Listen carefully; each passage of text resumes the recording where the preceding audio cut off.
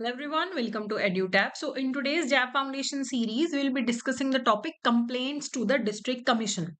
तो एक कंज्यूमर है, अगर उसे लगता है कि उसे जो सामान बेचा गया है, जो सर्विसेज प्रोवाइड की गई हैं, वो अप टू द मार्क नहीं है, तो वो कंप्लेंट कर सकता है। पहले तो देखो वो दुकानदार के पास जाएगा कि ये जो प्रोडक्ट मुझे प्रोवाइड किया गया है, it is not up to the mark. जो इस पे कंडीशंस थी बेचते समय कि ये ऐसे परफॉर्म करेगा, प्रोडक्ट इसने नहीं किया है।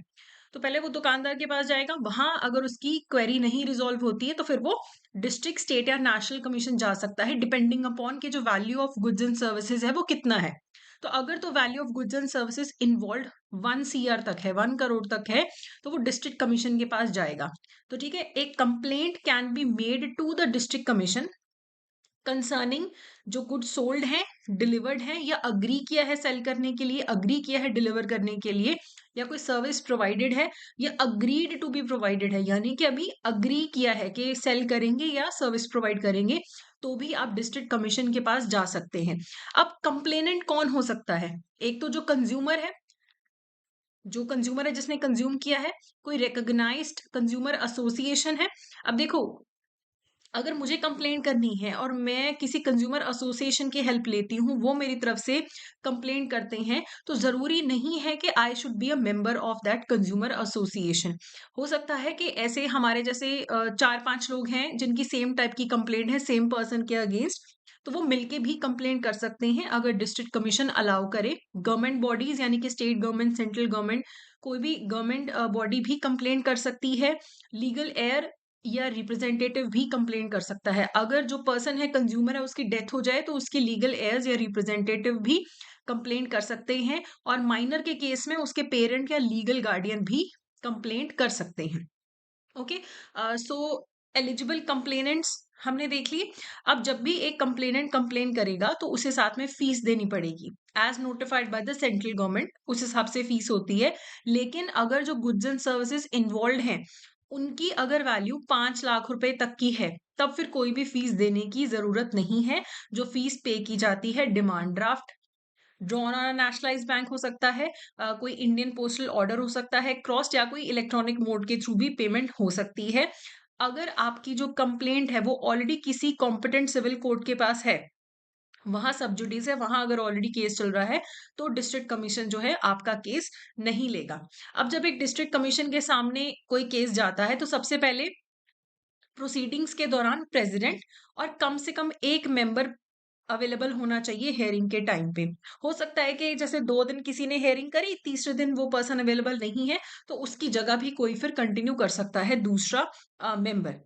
ओके, तो अभी जो कंप्लेंट आएगी डिस्ट्रिक्ट कमीशन के पास, या तो वो एडमिट करेंगे या रिजेक्ट करेंगे, लेकिन अपॉर्चुनिटी ऑफ बीइंग हर्ड दिया होना चाहिए दोनों पार्टीज को। और अगर 21 डेज में कोई भी डिस्ट्रिक्ट कमीशन के पास से रिप्लाई नहीं आता है after you file a complaint, तो ये मान लिया जाता है कि जो कंप्लेंट है उसे एडमिट कर लिया गया है, उसे एडमिट कर लिया गया है।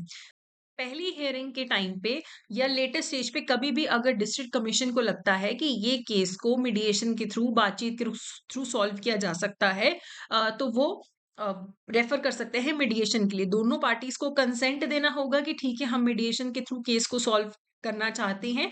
5 डेज के अंदर अंदर उनको अपना रिटर्न कंसेंट देना होगा, जिसके बाद 5 डेज के अंदर अंदर जो केस है मीडिएशन के लिए रेफर हो जाएगा, और फिर उसके बाद आपसी बातचीत के थ्रू, मीडिएटर के थ्रू, एक मीडिएटर होगा बीच में, उसके थ्रू केस को सॉल्व किया जाएगा। अगर कंप्लेंट डिस्ट्रिक्ट कमीशन के पास ही रहती है, तो सबसे पहले तो क्या होगा, refer copy of admitted complaint 21 days to opposite party. तो पहले आई किसके पास कंप्लेंट? डिस्ट्रिक्ट कमीशन के पास। तो विद इन 21 डेज वो ऑपोजिट पार्टी को कंप्लेंट भेजेगा कि आपके खिलाफ ये कंप्लेंट आई है। मान लो मैंने किसी दुकानदार के खिलाफ कंप्लेंट की कि इसने गलत सामान बेचा है, तो 21 डेज में पहले दुकानदार के पास भेजा जाएगा कॉपी ऑफ कंप्लेंट। उसके बाद उसे 30 डेज मिलेंगे दुकानदार को कि वो अपना वर्जन प्रेजेंट करे। उसको 15 दिन का और एक्सटेंशन भी मिल सकता है अपना पक्ष रखने के लिए, या तो वो डिनाई करेगा, डिस्प्यूट करेगा, और ऐसा भी हो सकता है कि वो अपना केस रिप्रेजेंट करने में फेल हो जाए। ओके, अब यहाँ पे ऐसे भी प्रोडक्ट होते हैं जिनमें टेस्टिंग की जरूरत होती है। अगर डिफेक्ट को टेस्ट करने की जरूरत है, तो फिर उसके वो टेस्टिंग के लिए जाता है, और जो टेस्टिंग की फीस है वो कौन पे करेगा? जिसने कंप्लेंट करी है। मैंने कंप्लेंट करी है, तो मैं भेजूंगी वो पैसे, मैं पैसे भरूंगी टेस्टिंग के।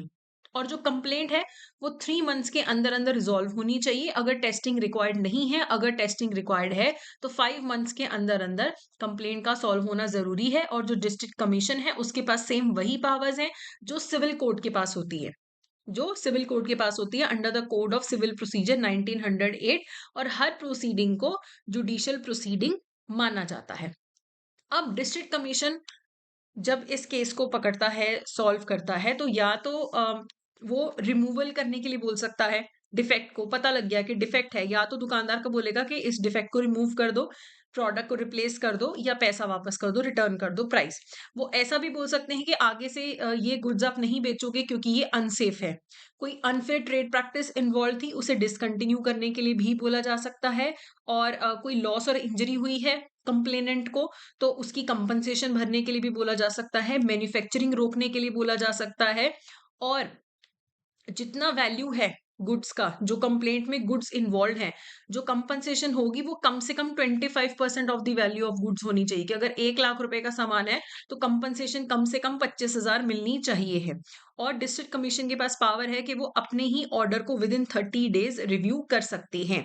अगर आप डिस्ट्रिक्ट कमीशन के ऑर्डर से खुश नहीं हो, आप कंप्लेंट करना चाहते हो फर्दर, तो आप स्टेट कमीशन के पास विद इन 45 डेज कंप्लेंट कर सकते हो।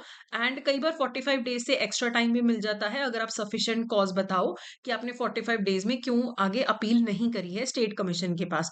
और यहाँ पे ऑर्डर किया जा सकता है कि जैसे मान लो दुकानदार को बोला गया कि आप इस पर्सन को 50,000 रुपीज कंपनसेशन पे करो। अब ये दुकानदार बोलता है कि मैं तो स्टेट कमीशन जाऊंगा, लेकिन उसको स्टेट कमीशन जाने से पहले जो भी अमाउंट पे करने के लिए बोला गया था 50,000, उसको पहले उसका मिनिमम 50% पे करना पड़ेगा। जो डिस्ट्रिक्ट कमीशन ने कितना बोला था, 50 बोला था, तो उसे 25% यानी कि 25,000 पहले पे करना पड़ेगा। फिर वो स्टेट कमीशन के पास अपील फाइल कर सकता है। नहीं तो फिर बेचारा कंज्यूमर तो ऐसे ही बैठा रहेगा, एक के बाद एक अगर अपील हो रही है तो पहले 50% पे करो अमाउंट ऑर्डर्ड, उसके बाद आप अपील कर सकते हो। ठीक है, तो अब इससे रिलेटेड हम कुछ एमसीक्यूज कर लेते हैं। Which of the following entities are eligible to file a complaint with the district commission?